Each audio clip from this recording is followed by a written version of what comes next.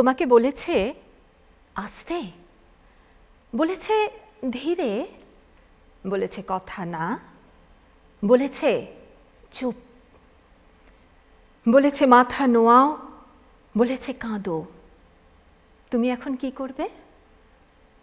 তুমি উঠে দাঁড়াবে, পিঠটা টান টান করে, মাথাটা উঁচু করে দাঁড়াবে। তুমি কথা বলবে, অনর্গল বলবে। ওরা পলকহীন তোমায় দেখবে। তুমি আর কিছু বলো কি না শোনার জন্য কান পেতে থাকবে। সেই পলকহীন দৃষ্টি আজ আমার আপনার নিশ্চয়ই হবে। আমরা কলকাতা দূরদর্শন কেন্দ্রের বিশেষ নিবেদনে রয়েছি, আমার জীবন আমার চ্যালেঞ্জ। আসলে যে অতিথি আমাদের সঙ্গে আছেন বা যারা আমাদের সঙ্গে রয়েছেন আজ এই 1 ঘন্টা জুড়ে আমরা দারুণ আড্ডায় দারুণ গল্পে থাকব, তারাও কিন্তু তাদের জীবনকে দারুণ একটা চ্যালেঞ্জ রূপেই নিয়েছেন। কিন্তু যদি শুরুটা করা যায় একটা ছোট্ট গল্পের মধ্যে দিয়ে তাহলে কেমন হয়? গল্পটা এরকম, আমাদের অনেকটা পিছনে চলে যেতে হবে তো বটেই। ঋষি যাজ্ঞবল্ক্য তিনি স্থির করলেন তিনি বানপ্রস্থে যাবেন এবং তার যা বিষয় সম্পত্তি রয়েছে তা তিনি তার 2 পত্নীর মধ্যে সমান ভাগে ভাগ করে দিতে চান, কাত্যায়নী এবং মৈত্রেয়ীর মধ্যে। মৈত্রেয়ী জিজ্ঞাসা করলেন, নাথ আপনি কেন যাচ্ছেন? উত্তর এলো এটাই যে অমৃতের সন্ধানে।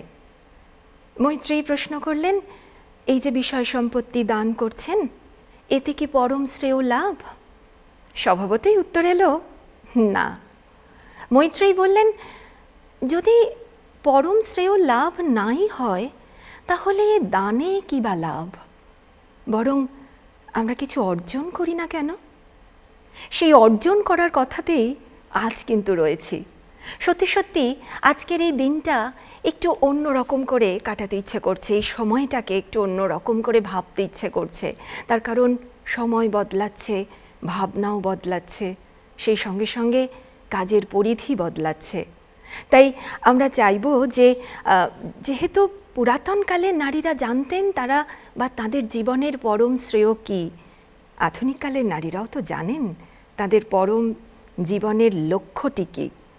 সেই লক্ষ্যের কথায় আজ আমরা নিশ্চয়ই আসবো, কিন্তু তার আগে একটু আলাপ পর্ব সেরে নিই। আমার একেবারেই বাঁদিকে যিনি আছেন তার সঙ্গে আলাপ তো হবে বটেই, কিন্তু তার কাজের একটু নমুনা মানে ছবির মাধ্যমে যদি আমরা দেখে নিই তাহলে কেমন হয়?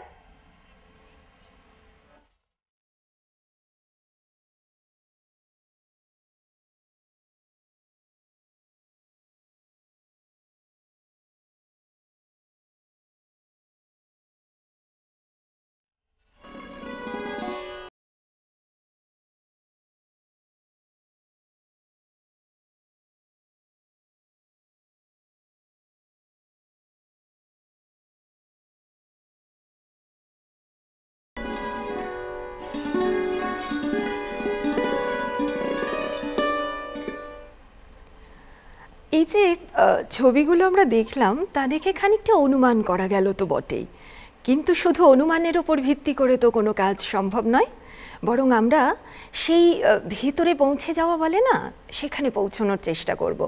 এই মুহূর্তে আমাদের সঙ্গে রয়েছেন ভারততত্ত্ববিদ, অধ্যাপিকা এবং অবশ্যই তিনি আমাদের দারুণভাবে নাটকে মঞ্চে দাপিয়ে বেড়ান যাকে বলে, অভিনেত্রী তিনি। তার সঙ্গে আমরা আলাপ করব, কিন্তু এই 3টে পরিচয় কোথায় গিয়ে যেন মিলেমিশে একাকার হয়ে যায়, সেটা হলো যে এই সবটা নিয়ে আরেকটা নতুন পরিচয়, যে পরিচয়ে তিনি সবথেকে বেশি খুশি হন নিজেকে পরিচিত করতে। তিনি হলেন মহিলা পুরোহিত। আপনাকে নমস্কার জানাই দিদি। নমস্কার। সত্যি আজকে নিজের কথা বলতে পেরে এখানে সবার সামনে নিজের মনের যে বাধাগুলো কাটিয়ে উঠে আজকে দীর্ঘ পথ পাড়ি দিতে পেরেছি, সেইটুকু সবার সাথে ভাগ করে নেওয়ার সুযোগ পেলাম বলে বড্ড ভালো লাগছে। আসলে ভালো লাগাটা এমন পর্যায়ে পৌঁছায় যে কাজের ভালো লাগার জায়গায় তো আমাদের আরও বোধহয় আজকের এই 1 ঘন্টাটা ভীষণ ভালো কাটবে বলেই মনে হয়, কিন্তু পরিচয়ের পর্ব তো আরও হবে, তার কারণ বিশেষ অতিথিরা আমার সঙ্গে রয়েছেন আজ। এবং এখানে আমরা যে কস্টিউমে দেখছি, যেভাবে তাকে দেখছি, একটু তার কাছে যাব নিশ্চয়ই, কিন্তু তার আগে আমি আরও একবার একটু ছবির জগতে পৌঁছতে চাই। আসলে কি কাজ আমার পরের অতিথি করেন সেটা একটু দেখে নিই।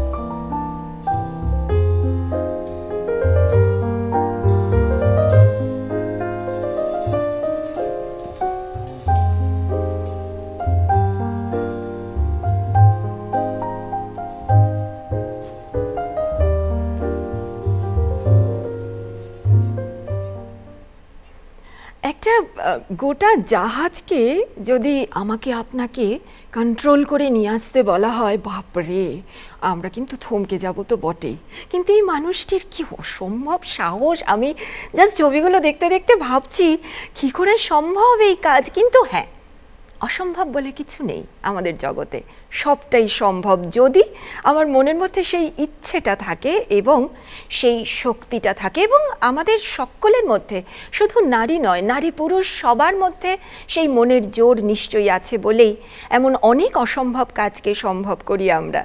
আর সেক্ষেত্রেই এই মুহূর্তে আমি রেশমা নীলোফার নাহার কাছে পৌঁছবো। আমি ওয়েলকাম জানাই ম্যাডাম। নমস্কার। এখানে এসে টিভি থ্রু দিয়ে আপনাদের সবার বাড়িতে যাওয়াটা একটা খুব ভালো লাগছে, আর এখানে নিমন্ত্রণ দেওয়ার জন্য খুব নমস্কার আর থ্যাংক ইউ বলছি। আসলে কি হয়, আমি যখন ওনার সঙ্গে কথা বলছিলাম তখন আমি না মনে মনে ভাবছিলাম, ইস একবার যদি ওনার সঙ্গে আমিও যেতে পারতাম কি ভালো হতো। এটা বোধহয় আমি এই সুযোগটা ছাড়বো না, বুঝতে পেরেছেন? তো এখন তো আমরা মোটামুটি আড্ডায় গল্পে আছি, কি হয় অ্যাকচুয়ালি ওখানে সেটা তো নিশ্চয়ই জেনে নেব। এবং উনি মহিলা পাইলট যেহেতু, তাই তাঁর কাছে আমাদের তো পৌঁছতেই হবে। কিন্তু আরও একজন বিশেষ অতিথি আমার সঙ্গে রয়েছেন, তার সঙ্গেও তো আলাপ করতেই হয়। এইটাও একটা ব্যাপার যে হয়তো যদি আমি জিজ্ঞাসা করি তার প্রফেশন কি, তিনি কোন জবের সঙ্গে যুক্ত আছেন, তাহলে যে শব্দটি আমরা শুনবো সেটি ভীষণ পরিচিত, ইনি আর্কিটেক্ট। কিন্তু এই যে একটা বড় কিন্তু তার সঙ্গে যুক্ত হয়ে আছে, মানে এর মধ্যেও একটা নতুনত্বের স্বাদ রয়েছে, একটু অন্যরকম এক্সেপশনাল একটা ব্যাপার রয়েছে। সেটা কি জানার জন্য আমরা একটু ছবির কাছে যাই।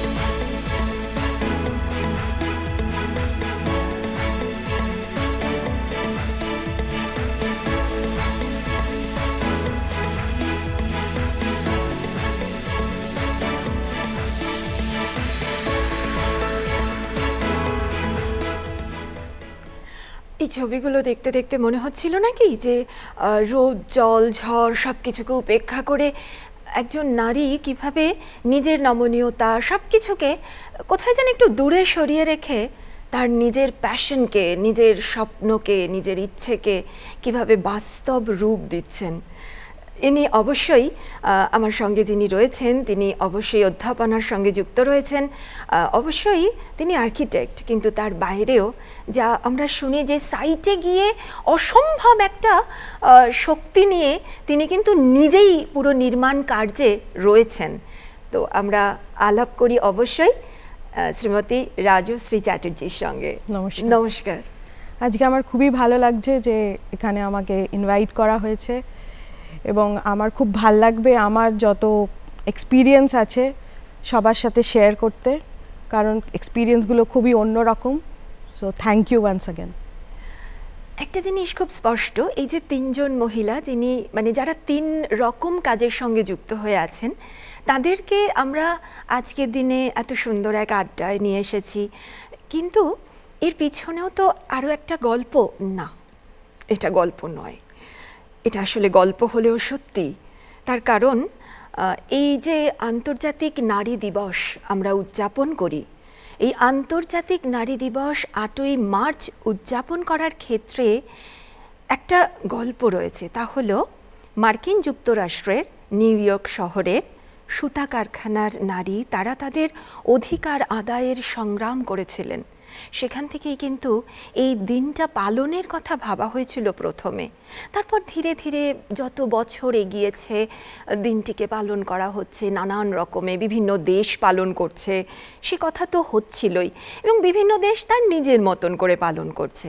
কিন্তু 1975-এ এসে জাতিসংঘ যখন আন্তর্জাতিক স্বীকৃতি দান করলেন, তখন থেকে কিন্তু আন্তর্জাতিক নারী দিবস হিসেবে এই 8ই মার্চকে আমরা মেনে চলি বা আমরা এইভাবে সেলিব্রেট করছি।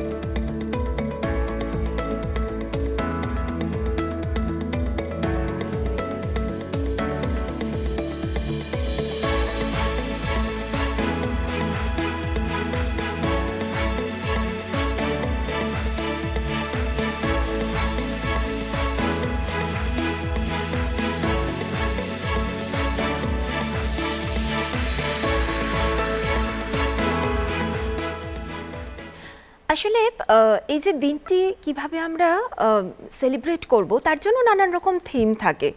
এবছরও একটি থিম রয়েছে, তা হলো চুজ টু চ্যালেঞ্জ।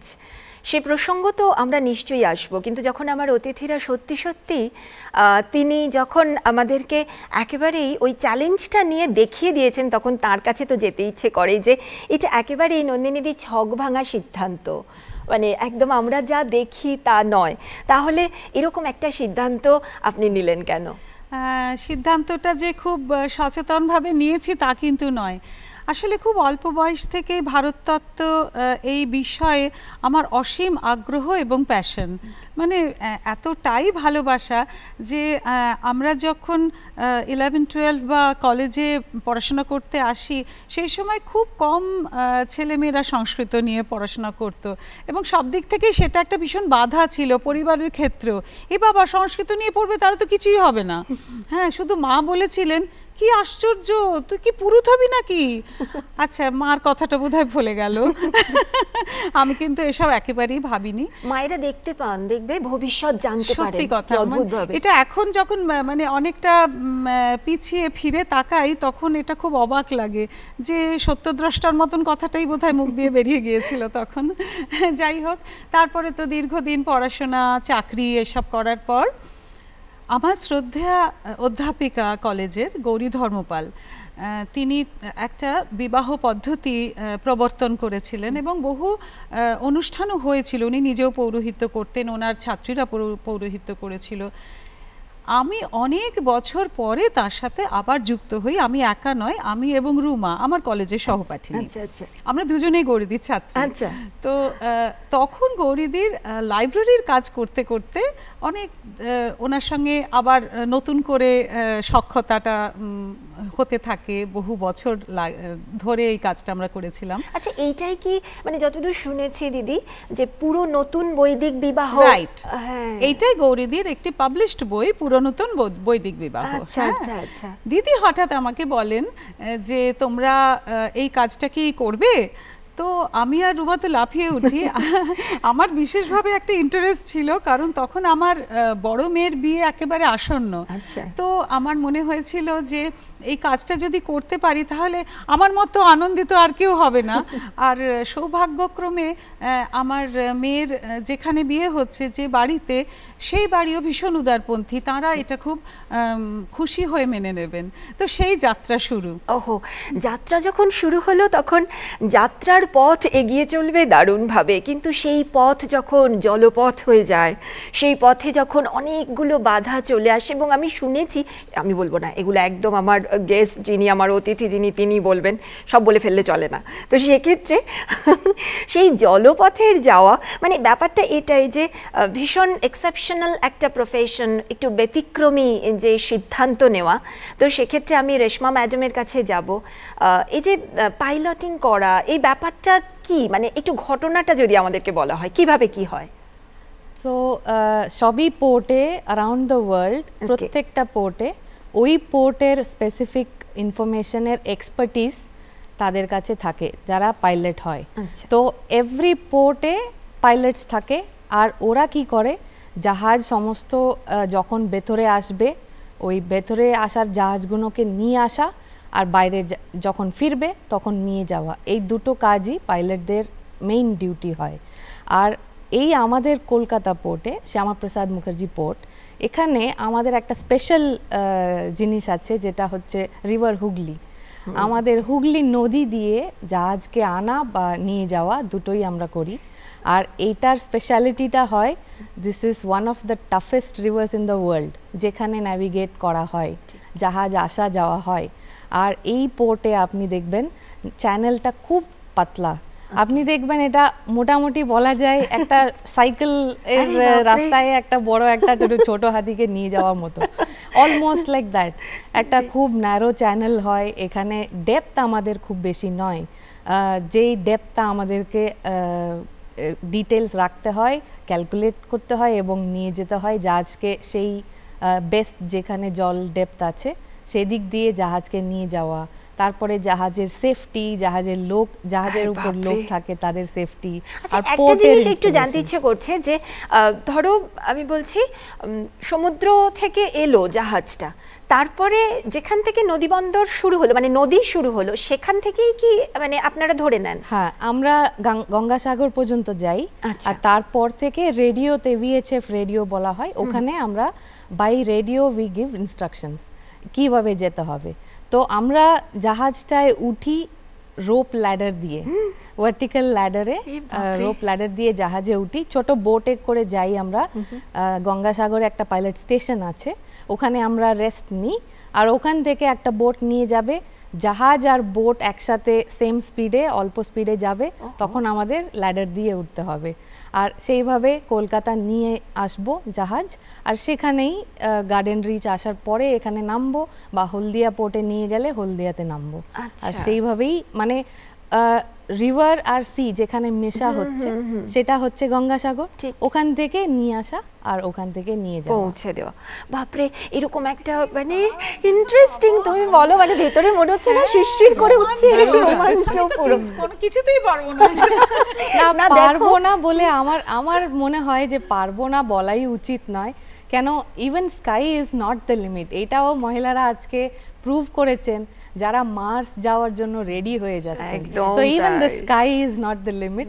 তো হয়তো একটা আমরা ভাবনা চিন্তা করে যদি এটা করব বলে আমরা যদি ডিসাইড করি, আই থিঙ্ক মহিলাদের কোনো ইম্পসিবল কিছুই নেই। এই জায়গাতেই আমি বলবো যে ওনার ডিসিশনটা কত দূর সঙ্গত এবং কতখানি দৃপ্ত তারও একটা প্রমাণ আছে, আমরা আসছি সে কথায়। কিন্তু এই যে ব্যাপারগুলো হয় না, যে সমাজের বুকে একটা জোর ধাক্কা দেওয়া, যে এই কাজটা আমি করছি স্বইচ্ছায়, নিজের ভালোবাসায়, সেই কাজটা কিন্তু করছেন রাজশ্রী। রাজশ্রী আর্কিটেক্ট, কিন্তু চট করে আমি আর্কিটেক্টকে দেখবো না ফিল্ডে গিয়ে এইভাবে মানে নিজে হাতে করে কাজ করছেন। আমি যখন কথা বলেছিলাম আমাকে বলছেন যে বিরাট বড় বড় জিনিস, সেটা পাহাড় হতে পারে, পাহাড় ভেঙে নিয়ে আসা হচ্ছে, আমি কিন্তু কাঁধ দিচ্ছি। সুতরাং এই যে কাঁধ দেওয়ার ব্যাপারটা, এই যে এগিয়ে আসার ব্যাপারটা, এটা সাংঘাতিক। মানে রাজশ্রী, আমাদেরকে একটু বলো যে এরকম একটা কাজের ভাবনা তোমার মধ্যে কি করে এলো? না, যখন আমি পাশ করি তখন তো নর্মাল অ্যাজ অ্যান আর্কিটেক্ট যেটা আমাদের কাজ হচ্ছে যে ডিজাইন করা যে কোনো বিল্ডিং, সেটা বাড়ি হতে পারে, হসপিটাল হতে পারে, হোটেল হতে পারে, সেটা কিন্তু একটা ঘরের মধ্যে, একটা অফিসের মধ্যে বসেই আমরা থ্রু কম্পিউটার কিংবা হাতে স্কেচ করে করাই যেতে পারে। কিন্তু আমার সামহাউ কোনো স্যাটিসফ্যাকশন হচ্ছিল না, কারণ আমি যেই জিনিসটা খাতায় বানাচ্ছি কি শিটে বানাচ্ছি, সেটা আমি চাইছিলাম যে আমি চোখের সামনে কি করে তৈরি হয় সেটা দেখতে চাই। মানে সেই ওই যে একটা process from the sheet to the field, এটার মধ্যে কিন্তু অনেক তফাৎ আছে। একটা আমরা একটা থিওরিটিক্যাল ভাবি যে এটা এই ধরুন একটা ওয়াল বানাচ্ছি, একটা ব্রিক ওয়াল, নর্মাল ব্রিক ওয়াল বানাচ্ছি, সেটা আমরা নর্মালি ভাবি যে এই শিটের মধ্যে জাস্ট কটা ইট এঁকে দিলাম, ওটা হয়ে গেল, ওটাই ব্রিক ওয়াল হয়ে গেল। কিন্তু যখন আমি সাইটে যাচ্ছি তখন ওখানে কিরকম ধরনের মাটি, কি সয়েল কন্ডিশন, কিরমভাবে ব্রিকটা প্লেস করলে সেটা বেস্ট হবে, কতটা সিমেন্ট মর্টার দিলে সেটা ঠিকঠাক হবে, কোন জায়গাতে কেরাম করতে হবে, তো সেটা যতক্ষণ আমি ফিল্ডে যাব আমি কিন্তু জানতে পারছি না। এবং ফিল্ডে গিয়ে আমি হয়তো নতুন কোনো প্রসেসই আবিষ্কার করে ফেললাম যেটা আমি শিটে করিনি। আরে বাপরে, মানে এই যে আমরা না শুনেছি মাঝে মাঝে যে হ্যান্ডস অন ট্রেনিং আমাদের যদি হয় তাহলে অনেক বেশি আমি এক্সপেরিয়েন্সড হব, এবং সেই জায়গা থেকে আমার তখন ইনোভেশন অনেক বেশি বাড়বে, আমার ক্রিয়েটিভিটি অনেক বেশি এগিয়ে আসবে। আর যেহেতু আমি পড়াই, তো আমার স্টুডেন্টদের এটা সবসময় আমি বলি যে যতক্ষণ তুমি ফিল্ডে গিয়ে না দেখছো যে একটা মিস্ত্রি কি করে কাজ করছে, তুমি কোনো দিনই শিখতে পারবে না। একদম তাই। সেখান থেকেই আমার মানে নিজের কি বলবো অফিস থেকে ফিল্ডে চলে যাওয়া। এই যে ফিল্ডে চলে যাওয়া, এখান থেকে আমি একটু নন্দিনীদির কাছে আসবো যে তুমি তো তোমার যে ফিল্ড তা হচ্ছে যে সনাতন যে রীতি তার থেকে একটু বাইরে গিয়ে, অথচ তুমি কিন্তু সনাতন রীতিকে ধ্বংস করছো না, তাকে কিন্তু একটা নতুন রূপ দিচ্ছ, একটা মোড়ক দিচ্ছ, যেটা মানে অ্যাকসেপ্ট হবে আমাদের সমাজে। তো সেই রীতিটা কেমন একটু শুনি। হ্যাঁ, মানে এই রীতিটাকে যদি ইন আ নাটশেল বলা যায়, আই খ্যাপামন ঘুচিয়ে বাঁধন জাগিয়ে নাচন তা দিন দিন। একটু বাঁধন ঘোচাতে তো হবে, কারণ দেখো সময়ের সাথে সাথে তো সব কিছু বদলায়। ঠিক, কিন্তু আমরা যদি আমাদের পুরনো ঐতিহ্যকে ভালোবাসা এবং শ্রদ্ধা সহকারে দেখি, আবার সময়ের সাথে সাথে নিজেরও একটু একটু করে পরিমার্জন করতে থাকি, তাহলে আমরা যেটা করব সেটা খুব বেশি লজিক্যাল হবে। যেটা এই সময়ে খুব একটা যুক্তিগত বলে মনে হচ্ছে না, যুক্তিগ্রাহ্য মনে হচ্ছে না, সেটাকে না হয় আমরা নাই করলাম এইভাবে।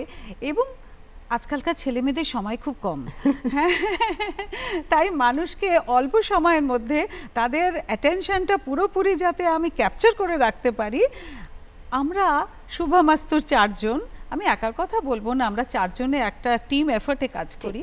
হ্যাঁ, যে কোনো কিছু কাজেরই দেখবে আমরা যাদেরকে নিয়ে কাজ করি, যেমন ধরো আজকে এই যে আমরা আড্ডায় বসেছি, আমরা চারজন, শুধু চারজন নয়, ব্যাক ক্যামেরায় যারা রয়েছেন তারাও কিন্তু সমানে আমাদের সঙ্গে একইভাবে কাজ করে যাচ্ছেন একটা কাজকে সুন্দর করে তৈরি করে নেওয়ার জন্য।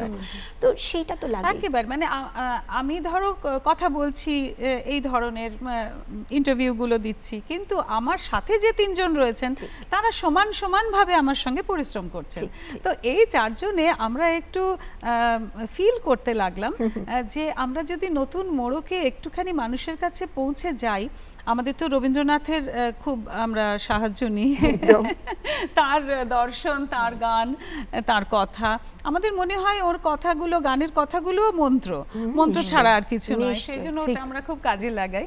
তো এই করতে করতে আমরা পৌরোহিত্যকে একটা আর্ট ফর্মে নিয়ে গেছি, হ্যাঁ, এবং অল্প সময়ের মধ্যে খুব সরলভাবে মানুষের কাছে আমরা এটা পৌঁছতে চাইছি যে ধর্ম বলে মানুষের মধ্যে অনেক বিধি নিষেধ, ধর্ম ভয়, সেগুলো একেবারে ভেতরে গেঁথে রয়েছে। ঠিক ভেতরে যে জিনিসটা গেঁথে আছে তাকে কিন্তু আমাদেরকে বের করে নিয়ে আসতে হবে, এবং সেখানে একটু সূর্যের আলো দেখাতে হবে। সেই আলোটি কি আমরা দেখে নিই।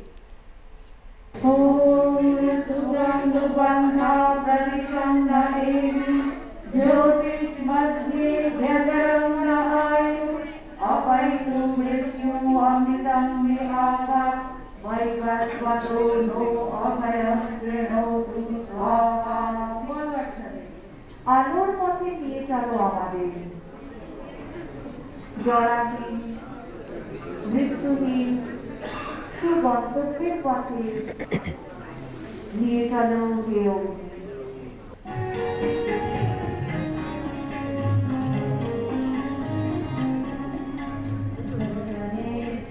দেখেছি জগৎ তোমায় দেখেছি চোখে মোর কত তাপ দুজনে নিয়েছি শোকে সুখী বহরে মরিচিকা পিছে পিছে উড়াই জীবন সত্যের ঘুরিয়েছে এই গৌরবে এই ভাবে যতদিন ধরে বাঁচি এ বাড়িতে ওসে ভগবতীও তুমি আছো আমি আছি তুমি আছো আমি আছি আমরা দুজনা সারব খেলনা বলিব না ধরণীতে। অদ্ভুতভাবে আমি আছি এই কথাটার মধ্যে একটা এত মানসিক জোর রয়েছে। আর খুব জানতে ইচ্ছা করে দিদি যে আছি মুখে তো বললাম, কিন্তু সমাজের ক্ষেত্রে অ্যাকসেপ্টেন্সটা কীরকম? হ্যাঁ, প্রথমে তো অ্যাকসেপ্টেন্স ছিল না, খুব কম। প্রথমে যখন কাজ করতে শুরু করি তখন যে মানুষকে কতটা বোঝাতে হয়েছে যে যেটা করছি তাতে কোনো ভুল নেই, মানুষ একটু বুঝুক, একটু বদলাক, কিন্তু অনেক ক্ষেত্রেই হেরে গেছি। মানে এমনও হয়েছে যে আমার ক্লায়েন্টদের আমার বাড়িতে ডেকে ঘন্টার পর ঘন্টা কথা বলেছি শুধু কনভিন্স করার জন্য, বোঝানোর জন্য। অনেক ক্ষেত্রে সফল হয়েছি, কিন্তু বিফলও হয়েছি, কারণ মানুষের মধ্যে একটা ভেতরকার ভয় কাজ করে যে একজন মেয়েকে দিয়ে কাজটা করাবো, কিছু ক্ষতি হয়ে যাবে না তো, কিছু ভুল হয়ে যাবে না তো। অথচ আমরা বিশ্বাস করি যে মন্ত্রটা যদি ঠিক উচ্চারণ করে ঠিক মতো হৃদয় দিয়ে বোঝানো যায়, এবং যাদের জন্য কাজটা করছি বিবাহের ক্ষেত্রে বর এবং বধূ, তারা যদি নিজের মাতৃভাষায় কথাটা বলে, তাহলে তো তারা এই যে কথাটা বলল ওদের মনের মধ্যে গেঁথে রইল, ওরা কিন্তু এটা ভুলবে না। সব পুজোর সমস্ত সেরেমনির আমাদের একটা আধ্যাত্মিক, একটা দার্শনিক উত্তরণ আছে। এই যে দার্শনিক উত্তরণের কথা বললে, এই ক্ষেত্রে আমরা বলবো যে সাধারণত যেভাবে আমরা দেখতে অভ্যস্ত পৌরোহিত্যে, আমরা পুরোহিতকে দেখি, তারা আসেন এবং তারা তাদের মতন করে নিশ্চয়ই এত বছর ধরে এই কাজটা করে এসছেন। যখন গিয়ে তুমি এই কাজটা করছো, তখন কোথায় গিয়ে তুমি তাদের থেকে একটা নতুন ধারাকে স্থাপিত করছো, প্রতিষ্ঠিত করছো, শিলমোহর? হ্যাঁ, প্রথম এমনও হয়েছে যে আমরা যেখানে কাজ করেছি সেখানে ওই অনেকের কুলপুরোহিত থাকেন না, পারিবারিক পুরোহিত, তারা বসে থেকেছেন এবং খুব দুঃখের সঙ্গে জানাচ্ছি এমনও আমাদের অভিজ্ঞতা হয়েছে যে আমরা চলে আসার পরে আবার সেই পুরুষ পুরোহিত বিয়ের কাজটি করেছেন।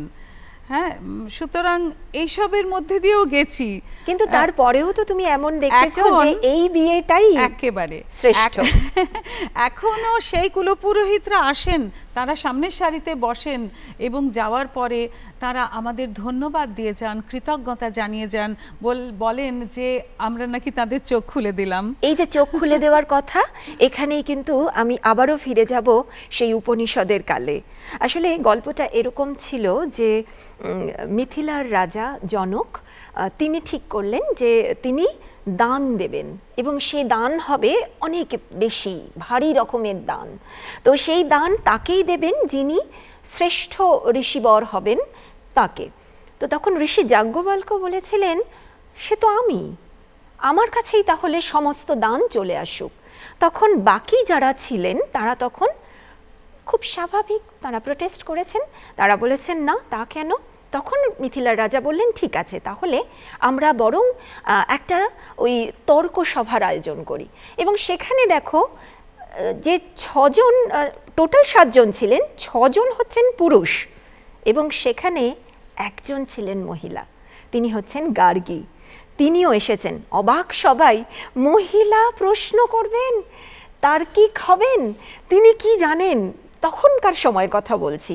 এবং এই সময়ে দাঁড়িয়ে তারপরে ভাবনা চিন্তাটা এরকম হলো যে একের পর এক প্রশ্ন, প্রথম কিন্তু সুযোগ পেলেন পুরুষেরা, তারা অনেক প্রশ্ন করলেন এবং ঋষি যাজ্ঞবল্ক্য প্রত্যেকে একের প্রশ্নের উত্তর সুন্দর করে দিয়ে দিলেন এবং তারা তাদের পরাজয় স্বীকার করে নিয়েছেন। এরপর গার্গী একের পর এক প্রশ্ন, আকাশ থেকে প্রশ্ন শুরু, আকাশ কি, তার ভেতরে আর কি রয়েছে, ক্রমশ গভীরে পৌঁছচ্ছে গার্গী। এবং যত গার্গীর প্রশ্ন শুনছেন ঋষি, তত ভেতরে ভেতরে উত্তেজিত হচ্ছেন, তত ভেতরে ভেতরে মনে হচ্ছে যে এই নারী অনেকটা জেনে গেছেন। ধীরে ধীরে ওনার মনের মধ্যে রাগ জন্মাচ্ছে এবং একটা সময় উনি বলেছিলেন স্তব্ধ হও, এবং গার্গী তখন থেমে গিয়েছিলেন, কারণ ইনি গুরু বাক্য মানতেই হয়। তারপরে আবারও কিন্তু তিনি বললেন আমি আর দুটো প্রশ্ন করব। রাজি হলেন ঋষি এবং সেখান থেকেই কিন্তু তিনি দুটো প্রশ্নের লাস্ট প্রশ্ন ছিল ব্রহ্ম কি। ঋষি উত্তর দিলেন ব্রহ্মই শেষ, ব্রহ্মই সব, ব্রহ্মই শ্রেষ্ঠ। ঋষির মুখ থেকে শ্রেষ্ঠত্বের কথা গার্গী জানতে পারার পর গার্গী বললেন যিনি শ্রেষ্ঠত্বকে এভাবে এত সুন্দর করে বলতে পারেন তিনিই তো সেরা, তাই ঋষি সেরা। এই যে এত সুন্দর একটা গল্প, এখান থেকে আমি একটু পৌঁছে যাব রেশমার কাছে, যে এই যে তৈরি হওয়া, গার্গী তো একা একদিনে এইভাবে তৈরি হয়নি, তাকে অনেক পরিশ্রম করতে হয়েছে, ফলে এই জায়গায় তিনি পৌঁছেছিলেন। তোমাকেও তাই, তুমিও কিন্তু একা, কারণ আমরা যেটা জেনেছি যে গোটা ভারতবর্ষে এই কাজ আর কোনো মহিলা বোধহয় করেন না, তুমি একা। তো সেক্ষেত্রে এই যে একা তুমি এতজনের মধ্যে থেকে এই কাজটা করছো, সেই স্পেশাল ট্রেনিংগুলো কি কি? এইটার ট্রেনিং বলতে কি হয়েছে, অ্যাকচুয়ালি এত ছেলেদের চারিদিকে ছেলেদের মধ্যে একটা মহিলাকে একা থাকা, এটা আমার হ্যাবিচুয়েট হয়ে গেছে রাইট ফ্রম, মানে স্কুল থেকে কলেজে যখন ঢুকেছি, কলেজ থেকেই এই তৈরি হওয়াটা শুরু হয়ে গেল। কেন কলেজে, অত বড় কলেজে আমরা শুধু 5 জন মহিলারা ছিলাম, মেয়েরা শুধু 5 জন, যেখানে 6000-7000 ছেলেরা আছে। তো ওখানেই তৈরি হলো যে এতগুলো ছেলেদের মধ্যেখানে শুধু একজন যদি একা থাকবো, তখন আমার ইন্টিমিডেট না হয়ে যাওয়া, সেই তৈরিটা ওখান থেকে শুরু হলো। তারপরে আমি 2 বছর around the world on ships আমি ট্রাভেল করেছি, মার্স্ক লাইনে তখন ছিলাম এই পোর্টে জয়েন করার আগে। তো 2 বছর ওখানে আমি চারিদিকে সি ফেয়ারিং করেছি 2 বছর।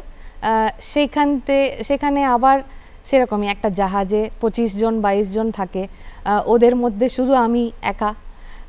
আবার ওখানে তৈরি হওয়া, ট্রেনিং, ক্যাডেট হিসেবে কাজ করেছি, অফিসারের দেখে জেনে শিখেছি ন্যাভিগেশন মানে কি, এই হেনা তেনা। বিকজ অন জব যখন যাব তখনই ওই যেটা দিদি বললেন যে পেপার থেকে অন ফিল্ড পৌঁছে দেওয়ার পরে, তারপরেই আপনি অ্যাকচুয়াল জিনিসটা বুঝতে পারছেন। সেই তারপরে আবার পোর্টে জয়েন করলাম 2011-তে। এখানে আবার 6.5 বছরের ট্রেনিং হয়েছে, যেখানে আমরা অন্য পাইলটদের কাজ করতে দেখে দেখে শিখেছি। অন দ্য জব ট্রেনিং হয়েছে, হাজার কত মানে 1200-1300 জাহাজ হয়েছে অ্যাজ অ্যান অবজার্ভার, ট্রেনি পাইলটের হিসাবে সিনিয়র পাইলটদের দেখে আমাদের কাজ শিখতে হয়েছে। আস্তে আস্তে আমাদেরকেও জাহাজ চালানো ছাড়া হয়, একটু মানে আন্ডার অবজারভেশন আমরাও দেখছি, ওটা কাজটা করে দেখছি কি ভুল করছি না করছি, এরকমভাবে একটা তৈরি করা হলো। তো আফটার 6.5 ইয়ার্স 2018-তে আমি পাইলট হলাম। ওহো, বলা হয় না যে বিগ স্যালিউট, বোধহয় এভাবেই দেওয়ার কথা। একদমই তাই। কিন্তু এই যে এত সুন্দর কথাই আমরা শুনলাম রেশমার কাছে, আমরা যদি একটু ভিডিওতে চলে যাই, মানে অ্যাকচুয়ালি ওই জলেতে পৌঁছে যেতে খুব ইচ্ছে করছে, মনে হয় যে যদি দেখা যায় তাহলে কেমন হয়। কি করছে রেশমা ওখানে?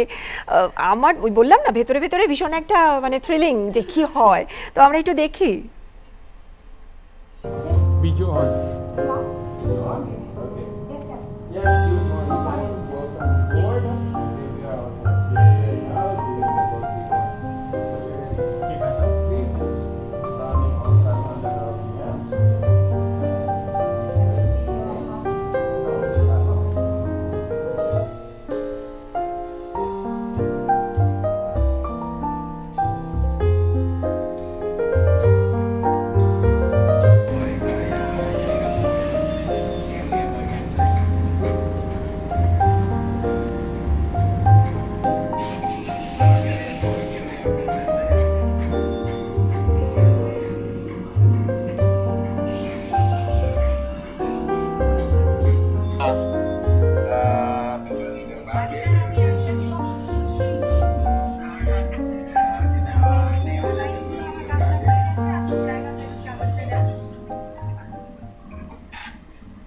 যে জায়গাগুলোতে মানে পুরুষের কায়েম বেশি, অধিকার বেশি, কিংবা কুক্ষিগত করে রেখেছেন, এটা কিন্তু ভাবার কোনো কারণ নেই যে কেন তারা সেখানে, আরে তারা তাদের যোগ্যতায় পৌঁছেছেন, সেটা তো ঠিকই আছে। আবার আমরা নারীরা আমরা আমাদের যোগ্যতায় পৌঁছচ্ছি, এটারও দরকার আছে। অর্থাৎ সমাজে পুরুষ এবং নারী আলাদা করে না ভেবে যদি একজন মানুষ তার নিজের ক্রিয়েটিভিটি নিয়ে, নিজের ট্যালেন্ট নিয়ে, নিজের যোগ্যতা নিয়ে, নিজের প্যাশন নিয়ে, নিজের স্বপ্ন নিয়ে এগিয়ে আসতে চান, তাহলে কেন নয়, তিনি আসবেন। ঠিক এই জায়গায় আমি রাজশ্রীর কাছে যাব। রাজশ্রী, আমি যতদূর জেনেছি, তুমি আমাকে ঠিক করে দেবে গোটা ব্যাপারটা, সেটা হলো যে হায়দ্রাবাদে তুমি যখন কাজ করেছিলে সেখানে সব পুরুষ, তার মাঝে তুমি একা নারী এইভাবে কাজ করছো, তো সেই জায়গাটা একটু বলো না।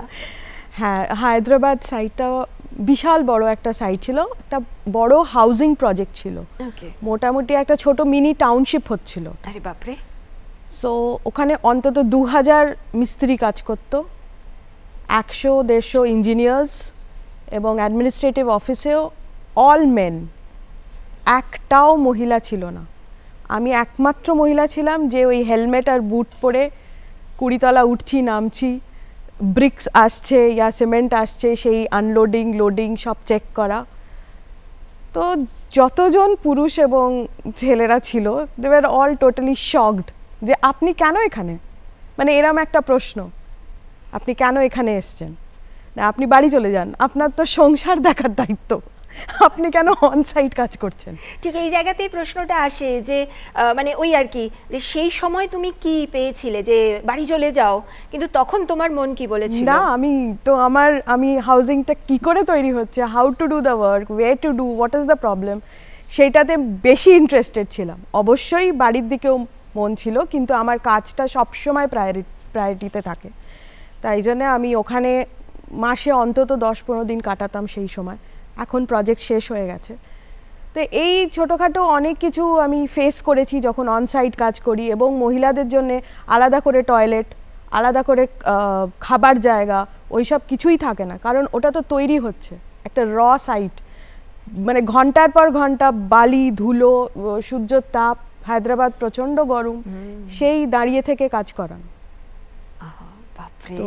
এখান থেকে প্রশ্নটা আসবে যে সাধারণত আমরা মেয়েরা না ভীষণ এই ব্যাপারে একটু চিন্তিত হয়ে পড়ি, বাপরে একটু ট্যান হয়ে যাবে, একদম আমার ড্রেসটা ওরকম থাকবে না। হ্যাঁ, আর তোমাদের কি ড্রেস, মানে কোনো স্পেশাল কোনো ড্রেস কোড কিছু আছে বা তুমি কিছু পরো এরকম? হ্যাঁ, কিছু যেমন বড় ইয়েতে তো আমাদের প্রিকশনস নিতেই হয়, জ্যাকেট, ক্যাপ, বুট এগুলো পরতে হয়। বাট জেনারেলি ড্রেস বলে খুবই প্লেন অ্যান্ড সিম্পল, বিকজ আমরা খুব নোংরা জায়গায় নোংরাভাবে কাজ করি, তো সেজে গুজে যাওয়ার কোনো অপশন নেই। আর মেয়েদের ক্ষেত্রে এটা আমি সবসময় দেখেছি যে ওরা যেতে চায় না because of all this problem, যে আমার বাথরুম নেই ম্যাম, আমি খাবো কি, আমি জল কোথায় পাবো, আমার তো স্কিন খারাপ হয়ে যাবে, কালো হয়ে যাব আমি, তো মানে এগুলো তুমি শোনো আর কি? হ্যাঁ, এগুলো আমি শুনি এই জায়গায়। তবুও আমরা আশাবাদী, আমরা জানি যে এই কাজটা হবেই হবে, এবং আরো অনেক মহিলা হতে হবে, ঠিক তাই, এবং আরো অনেক মহিলা আসবেন এই কাজেতে, ঠিক যেমন করে রেশমার কাজ, যেমন করে নন্দিনীদির কাজ, যেমন করে তোমার কাজ রাজশ্রী, সেই কাজে আরো বেশি করে মেয়েরা আসবেন। আসলে খুব বলতে ইচ্ছে করছে যে সেই মেয়েই আমি, যার চেতনা আছে, ছোট্ট ছোট্ট বাসনা আছে, যে ছোট্ট কিছু ইচ্ছে তো করেই, অল্প কিছু পাওয়ার আনন্দে যে ভরে ওঠে তো বটেই, সে কিন্তু আমি। আবার কল্পনার রাজ্য থেকে বেরিয়ে বাস্তবের সাথে কাঁধ মিলিয়ে, ভাবনার সাথে বাসা বেঁধে, দিক থেকে দিগন্তে মনের উচ্চতায় বেপরোয়া হয়ে সৃষ্টি ছাড়ার মতোই যে থাকতে জানে, সে আর কেউ নয়, সে আমি। আমরা নারীরা পারি আমরা এত কিছু সবটা সামাল দিতে। আমরা কিন্তু শুধু বাইরের দিকটা যে সামাল দিচ্ছি তা নয়, আমরা কিন্তু আমাদের অন্দরমহলকেও সুন্দর করে রাখার দায়িত্বটাও নিয়ে থাকি। ঠিক এই জায়গায় এসে আমি নন্দিনীদির কাছে আসব, যে সেই সহযোগিতা বাড়িতে পুরুষ সদস্যের কাছ থেকে তুমি কিভাবে পাও? না, বিবাহ মন্ত্রেই আছে যে গার্হস্থ্য জীবনের সব কাজ সামলানোর কথা বলা আছে। আমরা যেহেতু আমাদের শুভমস্তু আমাদের দলের নাম, শুভমস্তু একটা ফোকাস আছে যে আমরা একটা সমতার সঙ্গে একটা সমতার চোখ দিয়ে এই পৃথিবীটাকে দেখি, সেখানে কোনো ডিসক্রিমিনেশন নেই, নারী পুরুষ বলো বা অর্থনৈতিকভাবে উঁচু নিচু ক্ষেত্রে যারা অবস্থান করছেন সমাজে তাদের ক্ষেত্র বা ধর্মের ক্ষেত্র বা জাতির ক্ষেত্র, কোনো ক্ষেত্রেই আমরা মানুষে মানুষে কোনো ডিসক্রিমিনেশন দেখি না, সবাই সমান। তো সেইখানে আমরা ভীষণভাবে বিশ্বাস করি যে গার্হস্থ্য ধর্মের যে দিকগুলো, যে কর্তব্যগুলো, সেগুলোও কিন্তু ইকুয়ালি ডিস্ট্রিবিউটেড। সেখানে একটি মেয়ের যতটুকু দায়িত্ব একটি ছেলেরও কিন্তু ততটুকু দায়িত্ব। এই জায়গাতে দাঁড়িয়ে আমি আরও একটি প্রসঙ্গে আসব, তা হলো যে নন্দিনীদির কিন্তু এই কাজের ধারায় শুধুমাত্র একটু অন্য রকমের বিবাহ পদ্ধতি আছে তা নয়, তার পিছনে আরও একটি সামাজিক দায়বদ্ধতা রয়েছে, দায়িত্ববোধ রয়েছে। সেটা তুমি নিজের মুখেই বলো। আমরা কিছুদিন পৌরোহিত্য করতে করতে আমি, রুমা, সেমন্তিদি আর পৌলমী আমরা ভাবছিলাম যে বিশেষ করে বিবাহ, গৃহপ্রবেশ, অন্নপ্রাশনের অনুষ্ঠান, এই সব কিছুতে আমরা লক্ষ্য করছি যে প্রচুর অর্থের ব্যয় হচ্ছে, হ্যাঁ, এবং মানুষের ভীষণ আনন্দ হচ্ছে, অনেক টাকা খরচ হচ্ছে। আচ্ছা, এই টাকার থেকে কিছুটা টাকা দিয়ে যদি একটু যে পেল না তার সঙ্গে ভাগ করে নেওয়া যায়, অর্থাৎ সমাজসেবার কাজ করা যায়, তাহলে মন্দ কি? আমরা সেই জন্য আমাদের ক্লায়েন্টদের বলি যে তুমি আমাকে দাও, কিন্তু এর থেকে বেশিরভাগ জায়গাটা আমি কিন্তু দিয়ে দেবো। তারা কি খুশি হয় জানো তো, এটা একটা বার্তা দেওয়ার চেষ্টা করছি আমরা সবার কাছে, সবাই ভীষণ আনন্দ পাচ্ছে। এইটা বোধহয় বলা হয় না যে কোনো কাজের একটা ড্রিম ব্যাপার থাকে, একটা স্বপ্ন থাকে, এইটা বোধহয় তোমার কাজের ক্ষেত্রে রয়েছে। সমাজের প্রতি একটা বিশাল একটা দায়বদ্ধতা একদম আছে। আমি একা একা ভোগ করব, একা একা আনন্দ করব, আমি এলাম, খেলাম, পড়লাম, চলে গেলাম উপরে, সেটা নয়। এই জায়গা থেকে রাজশ্রী তুমি একটু বলো তোমার ড্রিম প্রজেক্ট নিয়ে। আমার একটা খুব বড় ড্রিম প্রজেক্ট আছে। আচ্ছা, সেটা হচ্ছে একটা বৃদ্ধাশ্রম আমি বলবো না, I want to adopt a village. আমি শহরে তো চাই না, আমি শহরের বাইরে কোনো জায়গা, একটা পুরো ভিলেজকে অ্যাডপ্ট করতে চাই, যেখানে একটা টাইপ অফ বৃদ্ধাশ্রম করব। It is not only for একদম ওল্ড এজ পিপল। আমার মনে হয় মিডল এজ থেকেই এখন অনেকেই ভীষণ সাইকোলজিক্যাল একটা ডিপ্রেশনে ভুগছে, এবং যাদের ছেলেমেয়েরা দূরে পড়তে চলে যায় তারা স্বামী স্ত্রী কী করবে ভেবে পায় না। তো এই জায়গাটা এমনই থাকবে যেখানে ওরা এসে নিজেদের টাইম স্পেন্ড করুক, এবং টাইম স্পেন্ড করতে করতে নিজের হবিসগুলো নার্চার করুক। একটা হাউসওয়াইফ যে খুব ভালো গান গায়, সে কিন্তু সারা জীবন সংসার দেখতে দেখতে কম্প্রোমাইজ করতে করতে সেই গান আর হয় না। তো আমি চাই যে সেই গ্রামের বাচ্চাদের হয়তো ওই মহিলা গান শেখালো। এই ধরনের অনেক হবিস যেগুলো অনেকেই করতে পারে না, এটা ওখানে গিয়ে ওরা মন প্রাণ খুলে করুক, এবং একটা ভিলেজেরও উন্নতি হোক, একটা গ্রামেরও উন্নতি হোক, প্লাস যারা সাইকোলজিক্যালি ডিপ্রেসড হয়ে পড়ছে এই শহরে থেকে থেকে, এত কমপ্লিকেটেড আমাদের লাইফস্টাইল হয়ে গেছে, ওখানে ওরা একটু রিফ্রেশ হোক, একটু পলিউশন ফ্রি, একটু মাইন্ড ফ্রেশ, একটু হাসুক। আজকাল মানুষ তো হাসতেই ভুলে গেছে। ঠিক এই জায়গাতেই আমি বলবো যে আমরা না একটা ভিডিও ক্লিপে চলে যাই, যে তুমি এই যে কাজগুলোর কথা বলছো এটা ঠিক কেমন হয়, এটা তো একটু দেখার প্রয়োজন আছে। কোথায় বলো তুমি তো দেখতে।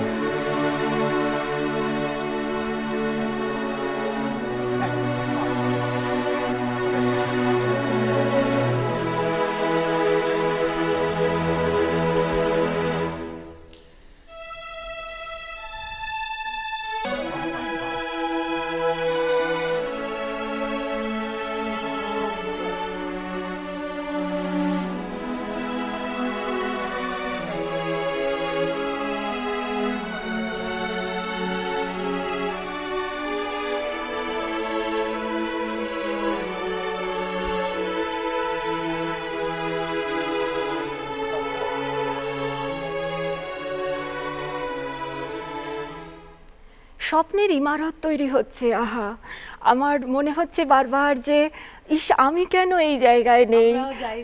ঠিক তাই, এটাই মনে হচ্ছে। এইটাই হলো একটা বোধহয় টিম ওয়ার্ক। দেখো আমরা কিন্তু 4 জন একসঙ্গে হয়ে গেলাম এই একটা জায়গায় এসে, সেটা কিন্তু নারী শক্তি তো বটেই। শুধু নারী শক্তি নয়, আমি বলবো নারী পুরুষের সমানভাবে এগিয়ে চলাতেই কিন্তু সমাজের উন্নতি, সেটাই প্রয়োজন আছে। ঠিক এই জায়গায় আমি রেশমার কাছে জিজ্ঞাসা করব যে সাধারণত কলিগরা তো পুরুষ কলিগ হিসেবে দেখতে অভ্যস্ত এই কাজে, সেক্ষেত্রে একজন নারী এসেছেন, তো রিয়াকশন কি ছিল? প্রথমে আমি যখন স্টার্ট করি তখন অনেকে আমাকে জিজ্ঞেস করে, যাদের সঙ্গে আমি যাচ্ছি ট্রেনিং নিতে, তারা জিজ্ঞেস করে তুমি কি থাকবে, এই তুমি জাহাজ চালাতে পারবি তো, আমাদের সঙ্গে অনেক বছর আসবি তো? তো আমি বলতাম না স্যার, আমি যাব, আমি পাইলট হব, মানে এখানে এসেছি যে কাজ করার জন্য, সেটা করেই আমি যাব। আর মানে তারপরে আমার অ্যাকসেপ্টেন্সটা খুব তাড়াতাড়ি এসে যায়। খুব আমাকে জাহাজ চালানো ছাড়তে আরম্ভ হয়। তারপরে আমার উপরে একটা ওপিনিয়ন তৈরি হয়, একটা ভালো ওপিনিয়ন তৈরি হয় যে ওই কাজটা ও করতে পারবে আর ওকে ছাড়া যায়। এই একদম প্রথম দিনের এক্সপেরিয়েন্সটা একটু বলো, দূর করছিল কি? মানে আমি তো নিজের মতন করে ভাবছি আর কি। প্রথম দিনে তো আমি গেছিলাম, খুব টায়ার্ড হয়ে গেছিলাম, মানে দেখতে দেখতে, মানে চারিদিকে আমি তো জানি না, জায়গাটার নাম জানি না, মানে কি সব কথাবার্তা হচ্ছে, আমি তখন বাংলাও জানতাম না। তখন মানে কি সব গল্প করছে সবাই, অনেকগুলো জাহাজ যাচ্ছে, তো খুব কেওটিক লাগলো আমার। তো এত কিছু ইনফরমেশন প্রথম দিনেই, মানে it's coming on your face, তখন আমার মনে হলো খুব টায়ার্ড লাগছিল আমার। প্রথমেই first day I was feeling মানে খুব, মানে এত কিছু করতে হয় পাইলটদের, সেটা আমি তখন আমার একটা ফিলিং আসে যে পাইলট কি সব করেন, অনেক কিছু। এই যে এত কিছু করতে হয়, তাতে করে কোথাও গিয়ে একটা সম্মান পাওয়ার একটা ব্যাপার থাকে। তো আমরা একটু দেখবো, জানবো, তার কারণ রেশমা অ্যাওয়ার্ড পেয়েছেন, প্রেসিডেন্ট অ্যাওয়ার্ড পেয়েছেন, নারী শক্তি অ্যাওয়ার্ড পেয়েছেন, একটু প্লিজ আমাদের দেখাও, আমরাও দেখি। ইট ওয়াজ ইন 2019। তো প্রথমে অ্যাপ্লাই করা হয় অফিসিয়াল প্রসিজার থ্রু দিয়ে। তখন আমি ভাবছিলাম যে এত বড় দেশ, এখানে কত নারীরা আছে যারা খুব, মানে অল দেয়ার লাইভস কিছু উইমেন এম্পাওয়ারমেন্টের জন্য কাজ করে, আর তাদের মধ্যে আমি কি, মানে আমি কোথায়, আমার তো কোনো জায়গায় দাঁড়ায় না, এরকমভাবে আমার ডিসবিলিফ একটা তৈরি হলো। বাট স্টিল প্রসিজারটা স্টার্ট করা হলো, আর এই finally on March 8th of 2019 এই অ্যাওয়ার্ডটা প্রেসিডেন্ট আমাকে দেন। So congratulations. তো মানে আরো আরো ভালো লাগবে এই ছবিটা দেখতে। আচ্ছা, this is my goosebumps moment যাকে বলা হয়। অনেক অনেক শুভেচ্ছা আমাদের তরফ থেকে। তো ওখানে যখন অ্যাওয়ার্ডটা ফাংশনটা হয়, তখন আমাদের উই ওয়ার হ্যাভিং রিহার্সালস। কেন ওখানে আমাকে একজন বলল, আমি জিজ্ঞেস করলাম রিহার্সাল, এতবার রিহার্সাল কেন হচ্ছে? তো তখন বলা হলো পিপল গেট সো ওভারওয়েলমড যে ওখানে গিয়ে লোকে অজ্ঞান হয়ে পড়ে যায়, হ্যাঁ, ফেইন্ট হয়ে পড়ে যান। তারপরে এইসব, মানে অনারেবল প্রেসিডেন্ট আসবেন, তার সামনে যেন না হয়, তার জন্য রিহার্সাল করা হচ্ছে। Because it is such a feeling, ওই ফিলিংটা না একটা এক্সাইটমেন্ট, থ্রিলিং, তারপরে সবচেয়ে বেশি গুজবাম্পস। কেন আপনার ফ্যামিলি ওখানে বসে আছে, তাদের সামনে একটা এত বড় একটা, মানে this is the highest civilian award for women. নিশ্চয়ই এটা একটা স্বপ্ন, ডিসবিলিফ। মানে যখন এটা প্রথমে আমাকে নিউজটা দেওয়া হলো অন দ্য ফোন, আমি তো মানে ফোনটা হাত থেকে পড়ে যাবে এরকম ডিসবিলিফ, মানে ওকে এরকমও হয়। আর ওখানে I was the only one in a uniform, আর ওদের ওখানে 40 জনের অ্যাওয়ার্ড দেওয়া হয়েছিল। তখন আমি আর রুমা দেবী বলে আরেকজন, আমরা ছিলাম সবাই সবচেয়ে খুব কম বয়সের মহিলারা। বাকিরা সবাই অল দেয়ার লাইভস কাজ করেছেন, সার্ভিস করেছেন, তাদেরকে অ্যাওয়ার্ড দেওয়া হচ্ছে, তাদের সঙ্গে আমরা দাঁড়িয়েছিলাম, সেটাই অনেক একটা মানে বিশাল ব্যাপার। এটা খুব ব্লেসড ব্যাপার। মানে আমরা না মনের চোখে দেখতে পাচ্ছি, মনে হচ্ছে আমরাও সেখানে বোধহয় দর্শক আসনে ছিলাম, যে এরকম তুমি পাচ্ছ মনে হচ্ছে আমার কাছে আসছে বুঝি। হ্যাঁ, রাষ্ট্রপতি ভবন যখন দেখা হচ্ছে, ব্রহ্মাণ্ড একটা প্রপার্টি, তার মধ্যে ঢোকা, মানে ইট ওয়াজ আ ভেরি আনবিলিভেবল ফিলিং।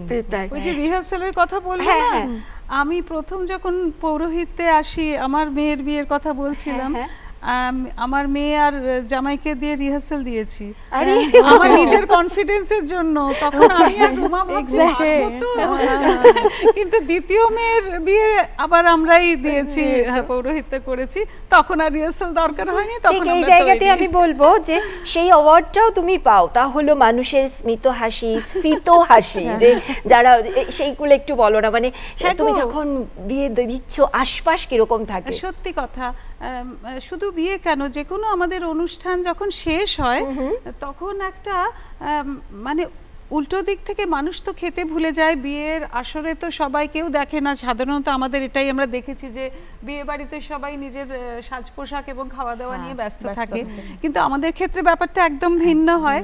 সবাই ওই অডিটোরিয়ামের মতো চেয়ার পেতে দেখে পুরোটা, কারণ ছোট অল্প সময়ের জন্য হয় তো, তাতে অসুবিধা হয় না।